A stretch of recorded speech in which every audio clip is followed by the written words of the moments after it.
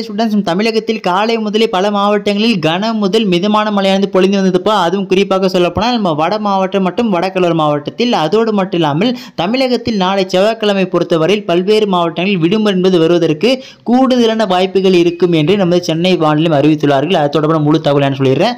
அதுக்கு முன்னாடி நீங்கள் இப்போ தான் நம்ம சேனல் ஃபஸ்ட் டைம் பார்க்குறீங்கன்னா பசங்களை டக்குன்னு சப்ஸ்கிரைப் பண்ணுறேங்க.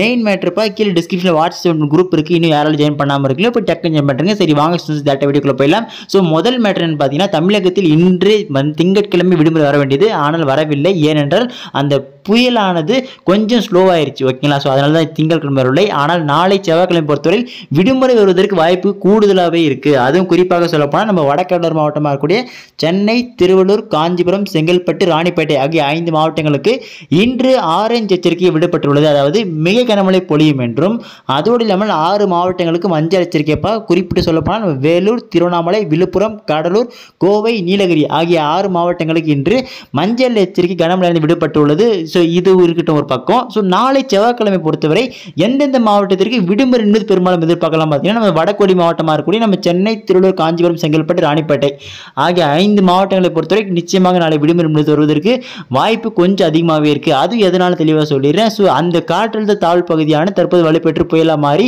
இப்போ நம்ம சென்னை அருகே கிட்டத்தட்ட ஒரு 500 கிலோமீட்டர் தொலைவில் இருப்பா. இதன் காரணமாக தமிழகத்தில் இன்று மாலையிலிருந்தே பார்த்தீங்கன்னா மழையின் அளவானது படிப்படியாக அதிகரிக்கும் சொல்லியிருக்காங்க. அதுவும் குறிப்பிட்டு சொல்லப்போனால் நள்ளிரவு நல்ல மழை இருக்கும் அப்படின்ற மாதிரி நமது சென்னை வானிலை அறிவித்துள்ளார்கள். ஸோ கனமழை முதல் தீவிர மழையாக இருக்கக்கூடும் அப்படின்னு சொல்லியிருக்காங்க.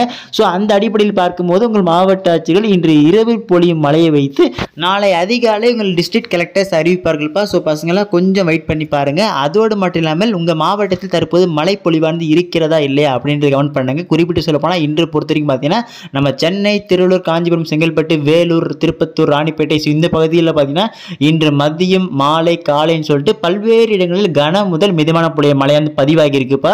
அதுவும் ஒரு சில இடங்களில் 12 சென்டிமீட்டர் மேல் அதாவது கனமழையானது பதிவாகி இருக்கு அப்படின்னு சொல்லிக்கிறாங்க.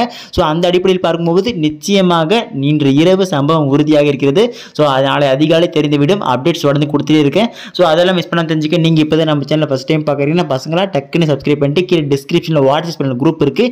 இப்போ வரைக்கும் யாராலும் ஜாயின் பண்ணாமல் இருக்கல, இப்போ டக்குன்னு ஜாயின் பண்ணுறேங்க. லைவ் அப்டேட்ஸ் உடனுக்குடன் நம்ம வாட்ஸ்அப் குரூப் அப்லோட் பண்ணுறேன், போய் பாருங்கள். ஓகே ஸ்டூடெண்ட்ஸ், அடுத்ததில் தொடர்ந்து பார்க்கலாம்ப்பா. மிஸ் பண்ணுறாதீங்க.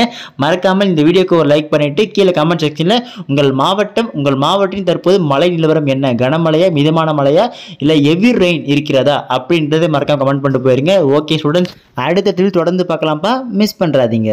Tata, bye by.